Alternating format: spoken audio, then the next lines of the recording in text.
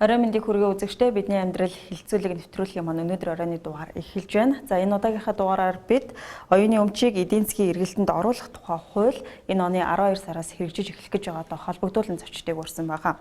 За өнөөдрийн нэвтрүүлгийн маань зочноор оюуны өмчийн газрын захиргаа удирдлагын хилцээний дарга Ган Зориг, за мөн цагдаагийн ерөнхий газрын урьдчилан сэргийлэх хилцээний ахлах мэрэгчлэн, за цагдаагийн хуурандаа Бүрэнбаатар нар оролцож байгаа юм аа. За та бүхэнд өнөөдрийн мэндийг хүргэе. Тэгэхээр юуны түрүүнд оюуны өмчийг эдийн засгийн эргэлтэнд оруулах тухай хууль энэ оны 12 сард хэрэгжиж эхлэхээр болсон гэсэн. Энэ яг ямар ач холбогдолтой хуулийн эхлээд үзэгчтэй бас товч мэдээлэл хүргэе тийм ээ. За оюуны өмчийн газар маань нөгөө патентын тухай хууль, баруун зөвлөх газар зүйн залтын тухай хууль, зохиогчийн эрх болон түүн аврахын тухай хуулиудаар ингээд оюуны өмчийн газрын чиг үүргийг ингээд зохицуулагдаж ирсэн явж исэн байгаа. За өнгөрсөн 2019 онд улсын хурлын одоо нэр бүхий гишүүд одоо оюуны өмчийн тухай хуулийг, оюуны өмчийн эдийн засгийн эргэлтийн тухай хуулийг өргөн барьж энэ 2020 оны 1 сарын 23-нд батлагдсан гарсан байдаг. За хууль маань бол гол одоо зохицуулт нь бол оюуны өмчийг эдийн засгийн эргэлтэнд оруулах, оюуны өмчийн байгууллагыг одоо тогтолцоо одоо үйл ажиллагаа одоо доктортой байлгах талаас гарсан байгаа. За мөн чиг үүргүүдийн 3 хуулийн заасан чиг үүргүүдийг нэгтгэж оюуны өмчийн тухай хуулинд бас тусгаж өгсөн байж байна. За мөн цаашд оюуны өмчийг одоо үнэлгээжүүлэхтэй холбоотой зохицуултууд орсон байгаа. За мөн орон нутагт одоо оюуны өмчийн газар маань одоо салбар нэгжгүй байсныг бол хэлтэц тасаг эсвэл улсын байцаагч ажиллуулахаар ингэж уг хуулиар зохицуулж өгсөн байгаа. За мөн оюуны өмчийн газрын дэргэд одоо аж үйлдвэрийн өмчийн маргаан таслах зөвлөл гэдгийг байгуулж өгсөн байгаа. За одоо үеийн хуулийн дээр хэрэглэж байгаа бол оюуны өмчийн маргаан шийдвэрлэх зөвлөл гэж явж байгаа. За маргаан шийдвэрлэх зөвлөлийн одоо үйл ажиллагааг бас наривчлж зохицуулж өгсөн байгаа. За оюуны өмчийн одоо итгэмжлэн төлөөлөгч буюу тийм оюуны өмчийн үйлчлэгээ одоо зөвлөх үйлчлэгээ үзүүлдэг итгэмжлэн төлөөлөгчдийг сонгогчлуулах үйл ажиллагаа процессыг бас хуулиар журамлаж оруулж өгсөн байгаа. За мөн дагалдаж журам гарах байгаа. Тэгэхээр одоо бид нар бодтойгоор энэ хууль батлагдсанаар оюуны өмчөө барьцаалж эдийн засгийн эргэлтэнд оруулах бодит одоо үр шимээ хүртэх юм боломжтой байгаа. Яг эдийн засгийн эргэлтэнд оруулах гэдэг нь даатгалд хамруулах тийм ээ, хувьцаа гаргах, одоо барьцаанд оруулах тийм ээ. За мөн үнэлгээжүүлэхтэй холбоотой энэ зохицуултуудыг хийж өгсөн байна. Тэгэхээр яг ямар журмаар даатгалд хамрагдах, хэрхэн үнэлгээг нь тогтоох журмууд нь ер нь батлагдсан болов батлагдаагүй юм л. Журам бол одоо боловсруулагдаад яг энэ хуулийг дагалдан гарах 10 журам байгаа. За энэ 10 журмыг бол одоо 9 нь бол боловсруулагдах. Тэр нь бол төгсгөлийн шатанд авч олон нийтэд хилцүүлэг хийгдэнэ. За хилцүүлэг маань болохоор мэдээж хууль заасан, захиргааны ерхий хууль заасан хугацаагаар бас хилцүүлэг маань тодорхой төвчний хүмүүсээс хилцүүлэг хийгдээд ингээд явагдах байна. Тэгэхээр яг оюуны өмчтэй холбоотой зохиогчийн эрхийн зөрчил гарсан тохиолдолд одоо ер нь цагдаагийн байгууллагууд, холбогдох байгууллагууд нь хэрхэн шийдвэрлэдгийг яг хохирлын хэмжээг тодорхойлж чадаж байгаа юу? Шинэ хууль батлагдаж гарснараа бас энэ хэрэг дээр ажиллах журмууд өөрчлөгдөх үү? Энэ талаараас мэдээлэл өгөөч. За зөрчлийн тухай хуулинд заагдсанаар бол зөрчлийн тухай хуулийн 8.3, 8.4, 8.5 гэж үүдэг. Энэ дээр бол оюуны өмч улсын байцаагч энэ харилцааны дагуу нэг шалган.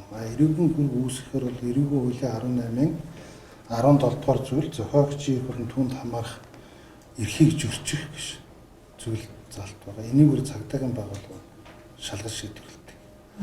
Энэ оюуны өмчийн одоо үнэлж байгаа тухай хуулинд болохоор оюуны өмчийн тухай хуулинд зохиогч нь өөрөө үнэлэх тийм ээ. Эсвэл оюуны өмчийн үнэлгээний комисс үнэлгээг тогтоогдсон тийм ээ. Тэгэхээр одоо цагдаагийн байгууллагад өнгөрсөн онд 2 гэмтэр бүртгэгдсэн байдаг. Яг энэ зохиогч эрхийн талаар. Энэ болохоор SK Media компаниас гомдларсан UB Camera CGM-ийн TB CGM гэдэг сайтуудаар SK Media-гийн албан ёсны эрхтэйгээр хатмал орчуулдаг кинонуудыг хууль бусаар тараасан гэсэн. Энийг цагдаагийн байгууллага ингэж шалгаж авчихсан. Одоо яг түрүүний манай оюуны өмч газрын үнийг хэлснээр үнэлгээний журмд жоох маргаан тасалбар гэдэг. Энийг хишнээ хүнд хүрээд хишнээ төгрөг нь орлого олцсон тийм ээ. Нөгөө зохиогчийн эрх нь хишнээ төгрөгөөр хохирчоод байгаа юм байдаг. Тогтооход бол маш хүндрэлтэй.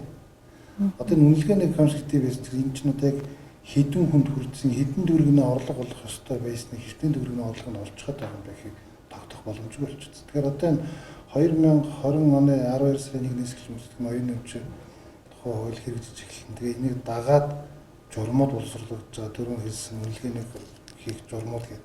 Энэ үнэлгээнийг хийх журмууд нь тогтоогод ирэхээр арай энэ гинтрийг шалгах шийдвэрлэх бүрэн дүрэн боломжтой болчих юм гэж цагтаа боловсруулж байгаа. Мөн он гарснаас хойш нэг гинтрийг одоо шалгагдаж байна.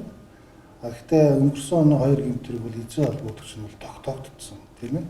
Хин гэдэг хүн хин гэдэг зохиогч эрхийг зөрчөөд ямар бүтээлийн яаж ашиглагдсан бэ гэдгийг бол цагтаа тогтоож одоо ингээд шалгалттай ажиллагаанд явж байна. Он гарснаас одоо та бүхний сайн мэдэх Pentax production нэг 37 дугаар тооч гэх тийм.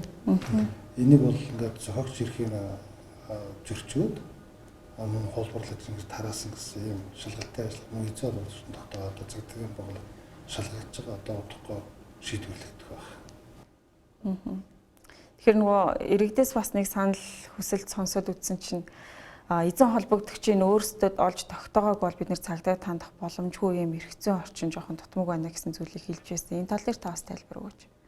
Болохгүй шүү. Тэр эзэн холбогдогчийн тогтоогдоогүй бол цагдаагийн байгууллага хүлээж авахгүй гэсэн тийм бол байхгүй шүү. Гинтрийг зөрчил үйлдэгдсэн тул түүнийг иргэн аж ахуйн нэг байгууллага гомдол мэдээлэлээр цагдаагийн байгууллага түүнийг шалгах үүрэгтэй хин ямар этгээд нэг үйлчлэг тогтоох үүрэгтэй хуулиар хүлээс үүрэгтэй шүү.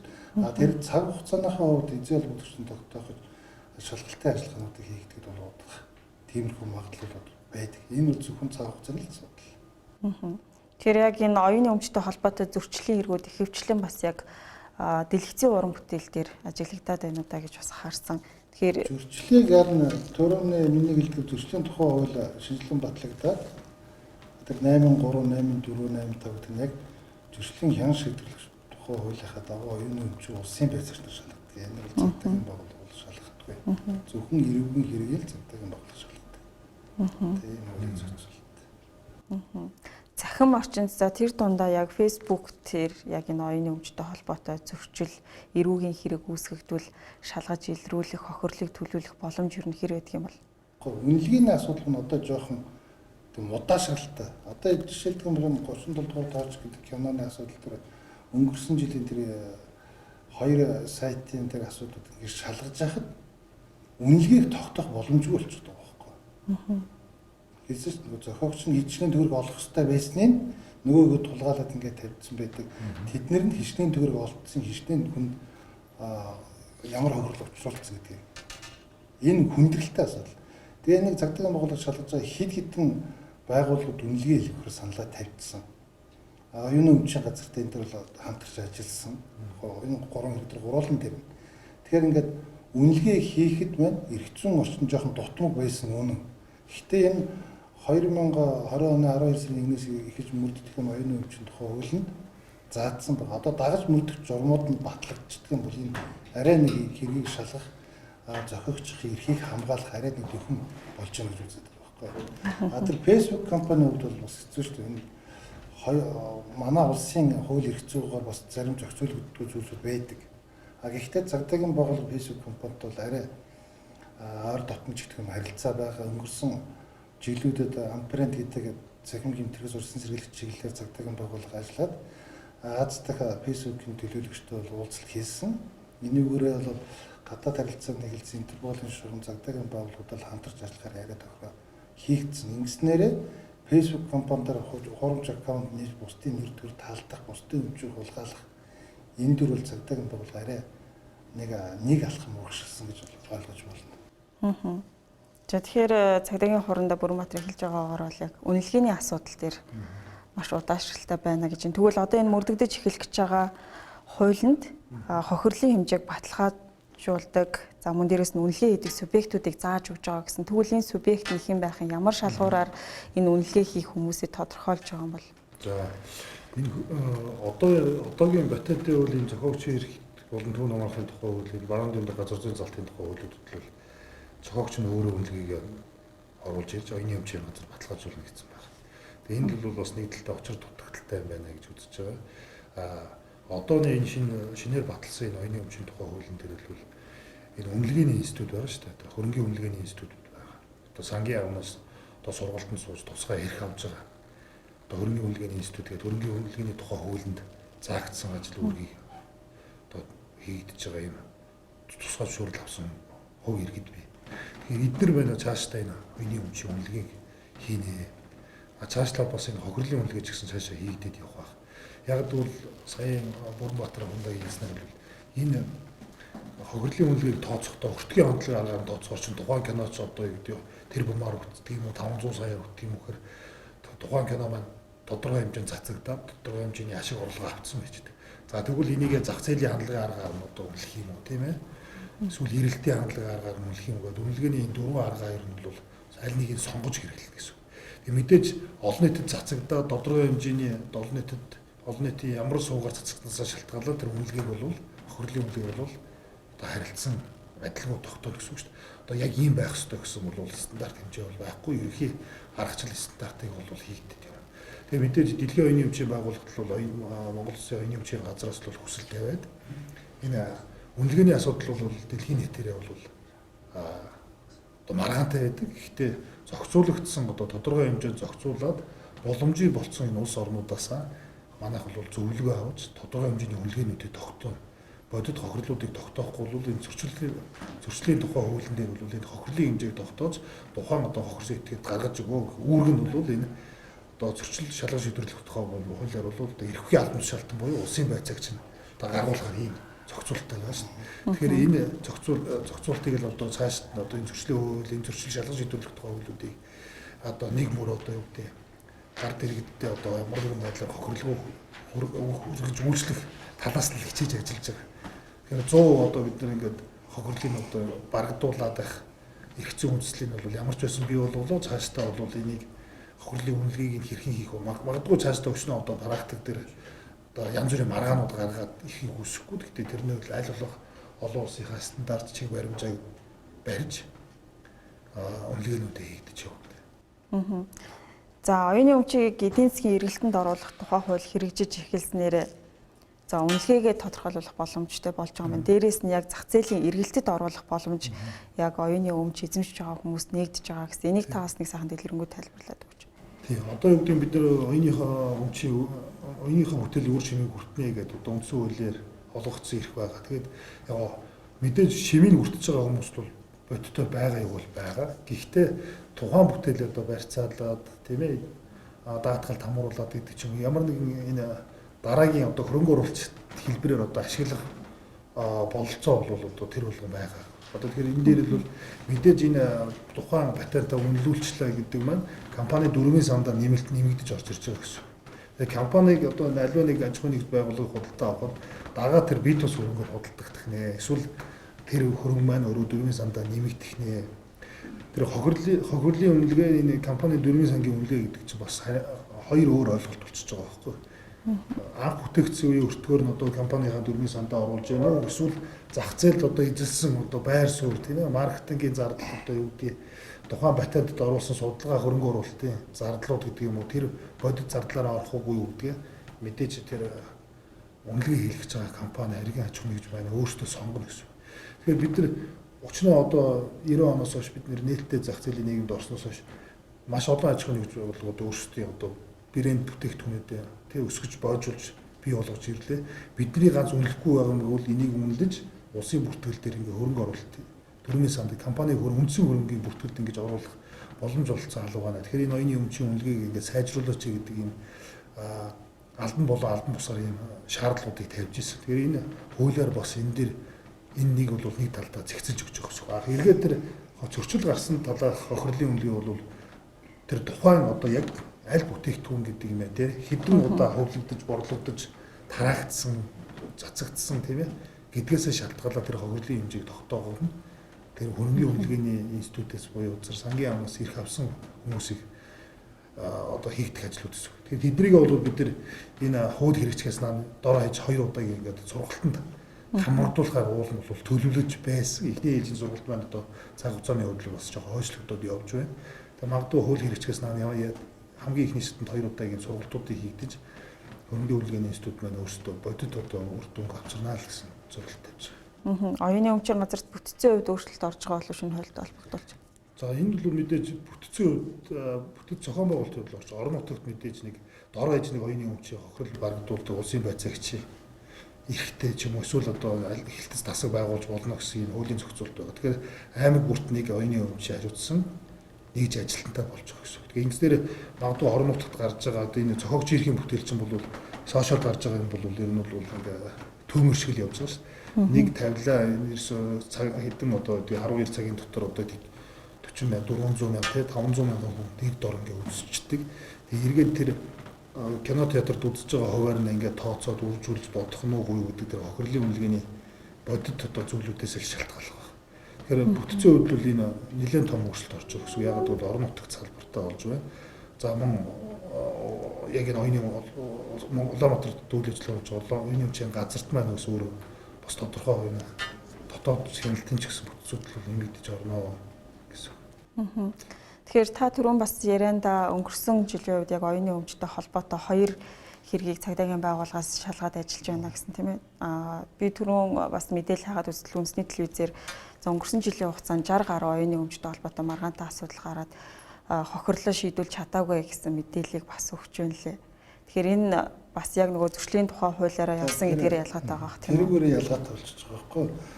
Зөрчлийн тухай хуулийн тэр 83, 84, 85 төрөл харьяаллаараа зөрчлийн жан шийдвэрлэх тухай хуулийн харьяаллын дагуу оюуны өмчийн улсын байцаагч шалгаж шийдвэрлэх хэрэгтэй. Түрүүн бас оюуны өмч хэлсэн гэсэн тэн дээр хохирлыг нөхөн төлөвлөх үйл ажиллагааг бол яг тэр байцаагч нар зохион байгуулсан.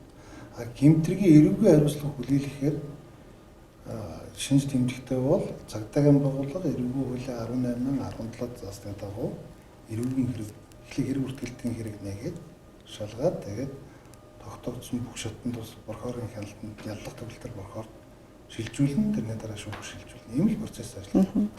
Тэгэхээр өнгөрсөн 2019 онд болохоор ерөөсөө 2 гэмтрийг 2020 он гараад одоо яг 1 гэмтрийг энэ 3 гэмтрийг цагдаагийн байгууллага шалгаж байна. Гэхдээ ер нь ингээд байдлыг ингээд ажиглаж байхад манай Монгол улсад энэ оюуны өмчийн гэмтрэг зөрчлүүд яг аль нь их бүртгэгдээд байна гэхээр зөв миний өөр ажиглаж байгаа шүү дээ.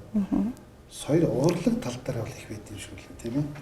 Урлаг тал дээр нөгөө кино олборлцлаа, тараачглаа, түгээжглээ, дуучтай уран бүтээлчд нь ая улгай хийжглээ, дууны үг авчихлаа гэсэн юм байна. Тэгэхээр энэ зөрчлийн шинжтэй хэрэгүүд байна л зөрчлүүд маань цагдаагийн байгууллагаар шалгах. Тэгэхээр тэр саяны тэр таны хэлсэн мэдэн дээр болохоор зөрчил хэрэг бүгд нийлцсэн баг л да. Тийм л баг. Тэгж удаа тэгэл 60 гэд гарч байгаа байх гэж би бодож байна.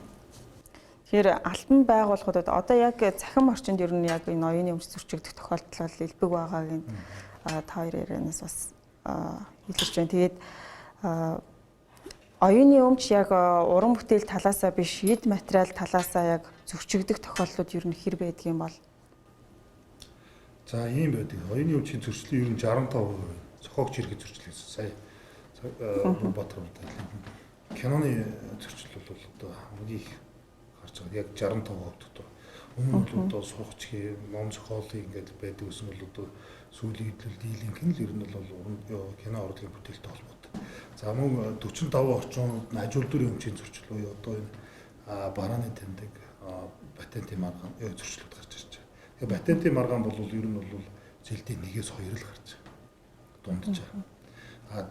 Үлдс нь бол олцоо бидний нөгөө ярьж байсан лого эмблем буюу брэнд бүтээгдэхүүнүүд одоо сабаглаа бодлыг дуур айлгах одоо нэр бүхий одоо барааны тэмдгийн буюу нөгөө бидний хэлдэг чинь нөгөө лого эмблем гэвээс ахад хэлэхэд эднийг бол шошхыг дуурайх тийм ийм төрлийн маргаан бол маш ихээр гарч байгаа.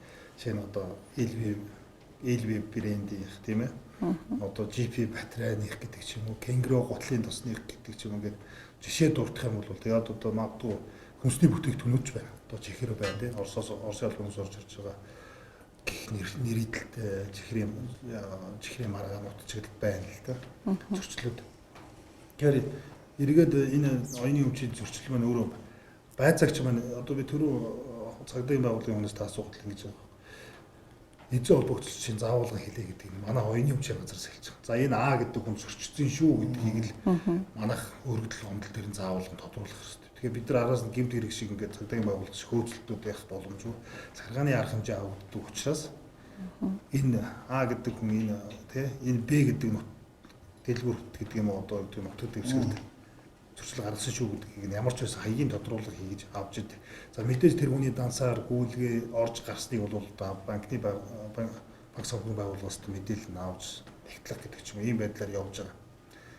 Зөрчлийг бол хийж шалгаж шийдвэрлэж байгаа. За кино уран бүтээлтэй холбоотой захим орчинтой холбоотой зөрчлийг бол 2012 оноос эхлээд хааж эхэлсэн. Facebook вебсайтуудыг хаасан тийм ээ. За вебсайтуудыг хаагаад явсан дараад нь Монголынхоо сайхан телевизүүдийг бүгднгийн шалгасан тийм. Манай Монголын телевизүүд тухайн үед ер нь бол 90 орчим хувь нь зөрчилтэй байлаа шүү дээ. Кино уран бүтээлийг хүндэтгэхгүй бусдыг хүндэтгэхгүй гэдэг. Одоо бол эсэргээрээ нэг 80-аас 90% нь бол зөрчил нь бол багассан. За мөн тэм дотроо бас энэ заллин хийх тохиолдлууд, заллингийн төрлийн юмнууд гарч ирэх магадлал өндөрсөж байгаа. Яг бол одоо гэрээ контракт хурамчаар үлдэх ч юм уу эсвэл бусдыг төлөөлөх итгээ дээр гэрээ контрактыг зуруулсан байдаг ч юм ингээд эргээд эн чинь сүүдээ яг оюуны өмчийн зөрчлөхөөсөө илүү бас нэг юм заллин одоо бусдын уран бүтээлийг хүмүүсний эзэмшиг ашиглах тий бусдад одоо түрээслэх гэдэг ийм төрлийн юмнууд бол нэрсээр гарах гэдэг үдээс одоо манайх олон сувг дамжуулах буюу тийм ээ одоо кабелийн телевизүүд, IP телевизүүд саяхан шалгалт хийгдсэн байна. За мөн тэрний өмнө одоо кино нийлүүлж байгаа тийм ээ контент нийлүүлж байгаа студи продакшнуудыг бас тодорхой хэмжээнд шалгаж зөвлөгөө өгсөн байна. За мөн кино урлыг хамгаалах холбоо гэж одоо энэ зохиогчийн эрх болон түүнд хамгаалахын тухайлаар тодорхой одоо зохиогчийн эрхийн бүтээлийн төрлөөр дагнсан байгууллага байх ёстой гэж байдаг. Тэрний дагуу кино урлыг хамгаалах холбоо гэж байгуулагдсан байдаг. За энэ кино урлыг хамгаалах холбоо нь өөрсдөө уран бүтээлчтэй байна нэгдэхгүй байна. Нэгдсэн тохиолдолд заавалган цагдаагийн байгууллага оюуны өмчийн газар хэсэ илүү ихний ээлжинд тийм ээ өөрчилсөн маягаар Facebook-ээс нь устгуулах, YouTube-ээс нь устгуулах ийм одоо харилцаа холбоог бол манайх байгууллага бол холбож өгсөн байна. Яг л уран бүтээлчдэр маань тухайн төрөмс байгууллагатай хандцахад тухайн гишүүн бол тухайн төрөмс байгууллагын мэдээж статустай гишүүнтэй гэж үздэг. Тэр төрөмс байгууллагатай хандсан тохиолдолд Facebook, YouTube-ээс нь устгуулах. Тэр одоо манай дээр ирэхээс өмнө цагдаагийн байгууллагаас өмнө өөрсөн сэргийлэх арга хэмжээ авч өгч шүү дээ. За мэдээж тэгээд устгуулчлаа дараад нь тэрийг зүгээр өгч болохгүй мэдээж захиргааны зөрчил үүсгэн. За мэдээж хохирлын хэмжээ их байх юм бол цагдаагийн байгууллага шийдчихтэй ингээд явчихна. За мөн эзэн холбогдсон тодорхойгүй бол цагдаагийн байгууллага мөрдөн шалгажлага явуулаад гэдэг ч юм ингээд цааш юмнууд нь ингээд нээлттэй болж ирж байгаа. Тэгэхээр энэ кино урлагийг хамгаалах холбоонд уран бүтээлчд байна өөрсдөө энэ бүтээлээ алдахаас өмнө өөрчлөсөн сэргийлэх арга хэмжээгээ өөрсдөө бас санааслаар авах хэрэгтэй гэж байна. Бид нэр хулгаад юм алдж байгаатай л адилхан шүү дээ. Тэрнээс урьдчилан сэргийлэхийн тулд цоож тийм ээ төгжээ одоо гардаг байсан бол бид нэр урьдчилан сэргийлэхийн тулд тэр төрөмс байгууллагатайгаа хамтарч урьдчилан сэргийлэх ажиллагаагаа бас өөрсдийн уран бүтээлийн зүйлүүдээ сэргийлэх хэрэгтэй. Нөгөө талаар уран бүтээлчдэр нь өөрсдөө хүний зохиолыг бас зөвшөөрлийн дагуу ашиглаж явах хэрэгтэй. Зарим одоо юу гэдгийг гомдол гарах одоо юу гэдгийг оюуны өмчийн газар юм хийхгүй нэ гэдэг шалтгааны цаад нэг учир нь өөрсдөө үндсэн зохиолоо бас зөвшөөрөл авсан хэсгээс шалтгаалаад би одоо биш манад мэдээж шалган энэ А гэдэг зохиолыг энэ Т гэдэг энэ студи продакшн кино олгоо гаргах чигээр та тэр доржгоогоос нь зохиогч хэрэг зөвшөөрлийг авсан юм уу гэж инхээр паг унцдаг. Тэгээд гомдлоо татаа авчдаг ч юм нэг иймэрхүү бас юм ажиглагдаад байдаг байхгүй. Тэгэхээр эхлээд тухайн бүтээлээ төөрөх чинь маш олон зүйлүүдээс маш олон зохиогч хэрэг бүтээлүүдээс кино маань бүрдэж байгаа шүү дээ. Тийм ээ зохиол байна мэдээж тэр найруул хөгжмийн найруулга одоо юу гэдгийг дуу хуур гэл одоо бүх олон төрлийн зүйлүүдээс энэ кино маань бүтэж байгаа учраас энэ бүхнийхээ зохиогчийн эрхийн гэрээндийг бас уран бүтээлч маань сайтар хийх хэрэгтэй. Тэгээ сайтар хийгээгүй болмоос одоо цаашдаа зарим байгууллагуудаа тийм боди байгууллагуудаа хандах боломжгүй болчиход ирж байгаа. За нөгөө талаараа энэ студи продакшн уран бүтээлчдэр маань татварт хамрагдмаар байна. Одоо шинэ олон улсын жишг бол татвар төлсөн байгууллагууд хохирлыг гаргаж өгдөг. Татвар төлөөгүй байгууллагууд бол зөрчлийн зогсоогоод тэн дээрээ захиргааны юм уу эрүүгийн хариуцлага оногдуулаад тухайн одоо зөрчил гаргагч нарт оногдуулцдаг. Хохирол багтуулах тохиолдол нь ерөөсөө татвар оногдуулсан. Мэдээж үндсэн үйлсээс үндсэн үүргээ гүйцэтгэсэн хүмүүст л олгодог юм байна л да. Одоо шинэ Солонгос улсын жишээ байна л да. Заавал татвар төлсөн байх хэрэгтэй тийм. Татвар төлөөгүй нөхцөл тийм ээ төрд ямар төрд одоо татвараа төлөөгөөж төрөөс хохирлоо багдуул гэж шаардах гэдэг маань өөрөө эргээд татвар төлсөн үүргээ биелүүлж хохирол багдуулах эрхийг нээлттэй болж ирнэ л гэсэн үг. Тэгэхгүй бол дурын хүн болон хохирлоо нэхэд яваад байх бас боломжийг бол бид нар энэ хязгаарлаж өгөх хэрэгтэй гэж. Мэдээж тэр нь зөрчилгүй байж ш. Тэгээд тухайн одоо үүргийн хариуцлага хүлээсэн байж ажил аж ахуйн нэгж студ бардагшнд хохирлыг багдуулах энэ чиглэл рүү цаашдаа энэ бодлого бол юу гэдэг журмлагдаж явна л гэж. За зөрчил гаргасан этгээдийг илрүүлээд зөрчил гаргасны баталчлаа. Энэ тохиолдолд ямар арга хэмжээ авах вэ? Зөрчлийн хуулиар торгоод өнгөрдөг юм уу? За дараа нь дахиад энэ төрлийн зөрчлийг бас хийхгүй байх талаас яаж ажиллах юм бол? За энэ төрлийн зөрчлийг хийлгэхгүй байх талаас л яг ер нь бол бид нар одоо суурьаар нь л явъя гэж бодож байна л. Одоо ерхий боловсролын сургуулиас нь авахгүй бол одоо энэ оюуны өмчийг хүндлэх, дээдлийг зөрч талаас нь энэ хүн одоо жишээ нь бид байдлын имийг бол хүн авахаар одоо бага насны хүүхдүүд бол мэддэг болчихсон тийм ээ. Энэ бол хулгай гэдэг. За бид бас зүйлүүд буюу одоо энэ зохиогч хэргийн хүний шүлгийг дуурайлгаж бичих, хүний одоо бүтээлийг дуурайж одоо юу гэдэг ном бол хэвлэж мэлэх гэдэг. Энэ зүйлээс нь багаас нь одоо юу гэдэг ерхий боловсролын сургуулиудын хичээлийн хөтөлбөрт нь оруулж ирэх. Тэгэхээр энэ зүгээр зөвхөн нэг удаагийн нэг оюуны өмчийн хичээлгээ тусна гаргах гэж байгаа юм шүү дээ. Жишээ нь хим физикийн хичээлд нь бол батайн толбогдоо явчихж байгаа. Газар зүйн хичээлд нь болохоор энэ барааны дэмдэр газар зүйн залтын хичээлүүд холбогдоо явчихж байгаа. Жишээ нь дуу хөгжмийн хичээлд нь одоо зохиогч хэрхэн хичээлүүд нь гэдэг ч юм тийм ээ. Төрөлхтгүүлгийн хичээлд нь бас зохиогч хэрхэн ингээд юу гэдэг нийгэм одоо хуч нар бол нийгэм одоогор бол хүн ба орчим үл энэ хичээлүүд нь бол ерөнхийдөө оюуны өмчийн ерхий ойлголтуудыг тухайн хичээлүүд 7-8 хичээлүүд нь сэдэнд нь жижигэр ингээд суулгаж ингэж урьдчилан сэргийлэх ажиллагаа эхлүүлэх яг суурьаар нь эхэлж одоо өөрчлөлийгээд бид нар энэ 2021-с одоо 22 онд одоо бол хичээлийн жилд одоо энэ хөтөлбөрт нь оруулах хичээлийн хөтөлбөрийг бэлтгэх талаар одоо дэлхийн хэмжээнд бол бас тодорхой одоо бас зөвлөмжүүдийг хичээлийн хөтөлбөр боловсруулах даргачлуудыг ингэж одоо туршлагыг судалж авч ажиллаж байгаа. Тэгэхээр цагдаагийн ерхий газраас яг энэ оюуны өмчтэй холбоотой эрүүгийн хэрэг үүсгээс бас урьдчилан сэргийлж бас ард иргэдтэй та мэдээлэх хэрэггүй юу?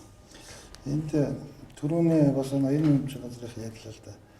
Энэ эхлээд зохиогч мань өөрийнхөө эрхийг эдлгээс өмнө үүргээ биелүүлмээр байгаа байхгүй. Одоо шинэ тэмдэгч байна уу, шинэ барааны тэмдэгт тэр лого могоо зохиож чад эсвэл ямар нэгэн бүтээл гаргацаад энийг оюуны өмчийн газар бүртгүүлдэг. Иймэрхүү ажиглагтаад байдаг тэр үү. Тэгэл гинт миний энэ бүтээлийг ингэсэн байна гэх нөгөө гомдлоо гаргаад байдаг. Тэгэхэд зохиогч маань өөрөө энийгээ бүртгүүлсэн нөхөр бүртгүүлээгүй байдаг. Тэгээд энийг нэг хэрэг шалгах явцад удаашрал үүсгэж эхэлж байгаа байхгүй. Нөгөө хүн маань эргэж очиод оюуны өмчийн газарт нөгөөдгөө бүртгүүлж байгаа. Тэгээ оюуны өмчийн газарт бүртгүүлээд ингээд дарааллууд нь яваад за энэ бол Б гэдэг хүний өмч муу юм байна. Тэгэхээр бид нар цагдаагийн байгууллагын шалгах ажиллагаа ахиад үргэлжлэж байгаа. Уул нь хүн бүтээлээ гаргацгаад альва нэгэн тэмдэгт байдаг юм тэр логогоо бүтээчгээд албан ёсоор нь оюуны өмчийн газарт бүр хандаад үүнийг бүртгүүлж өсдөг. Ингэжгүй цаашаагаа бас үүргээ биелүүлээ явж байгаа бас хэрэг шалгах явцад бол нэлээд нааштай хандах хугацаа бас богиносох талтай. Урьдчилан сэргийлэх чиглэлээр юу гэж нэг түрүүн би зохис уртсан дээр брэнд гэдэг энийг зохион байгуулсан. Мөн цахим өртөг зөв болгоё гэдэг энийг зохион байгуулсан. Facebook ч юм уу цахим орчин, Twitter ч юм уу бусдыг гүтгэх, бусдын нэр хүндэд халдах ийм тохиолдол маш их байсан. Энэ дээр бол мөн бусдын энэ оюуны өмчийг аваад кино, дуу, шүлгийг дуурайлгах, эсвэл хуулбарлах, ая дангийн солих юм иймэрхүү тохиолдлуудад бид нар оюуны өмчийн газар харилцаа холбооны зохицуулах хороотой иргэн цагдаагийн газрын кибер гэмтэгтэй тэмцэх хэлцэж байна. Энэ сайтуудад бол бүгднийг нь хаалгасан. Одоо та бүхэн хэн ч үсэн ороод хаагдсан сайтуудад орохоор тэн дээр нь иргэн цагдаагийн газрын кибер гэмтэгтэй тэмцэх хэлтээс оюуны өмчийн газар харилцаа холбооны зохицуулахороо энэ бол хууль бус сайт байсан учраас энийг хаасаа гэсэн тийм штамптайгаа бүгд байж байгаа. Энэ яагаад ингэх болсон бэ гэвэл яг түрүүний хэлдэг нэг хэсэг энэ ч бол их замбрааг болсон бохгүй юу? Олон киноны сайтууд байлаа, олон юуны тэр Facebook хаягнууд байлаа.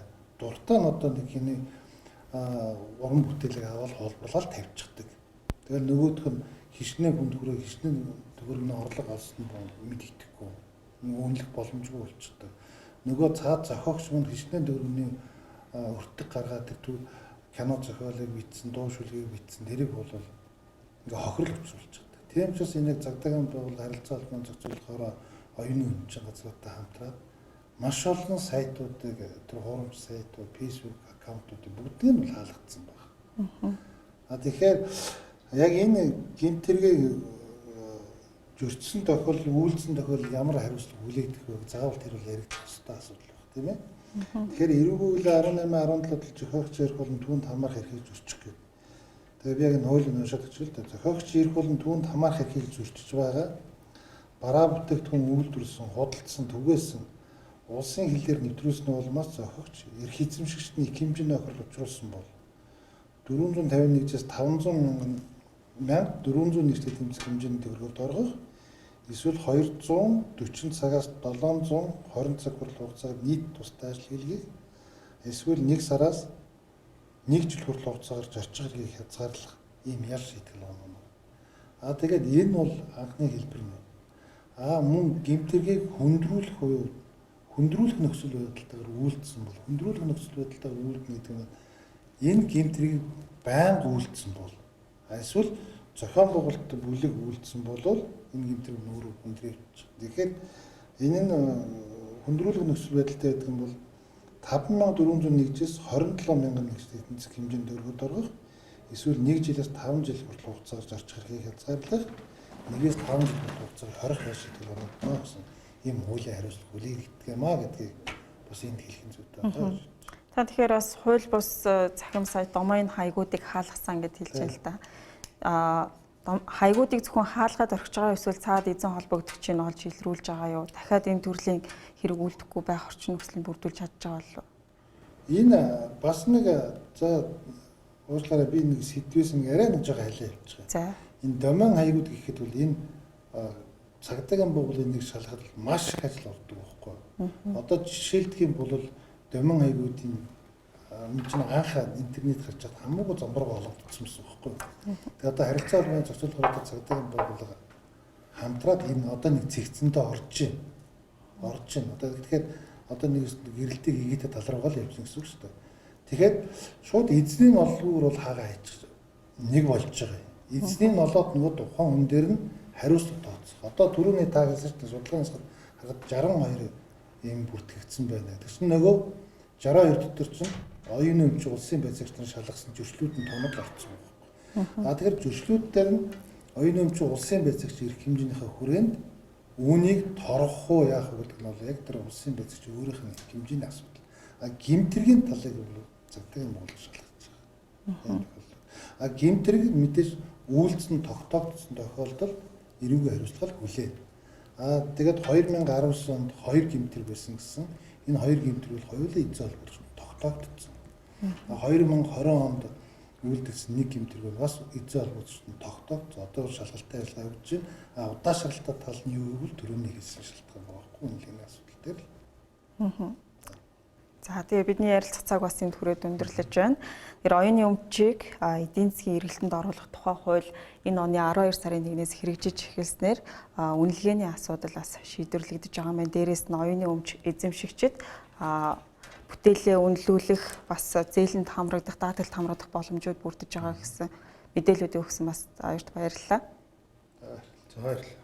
За үзэгчдээ бидний амьдрал нэвтрүүлгийн өнөөдрийн дугаарыг хүрээд өндөрлөж байна. Дараагийн дугаараар уулзлаа. Баяртай үзэгчдээ.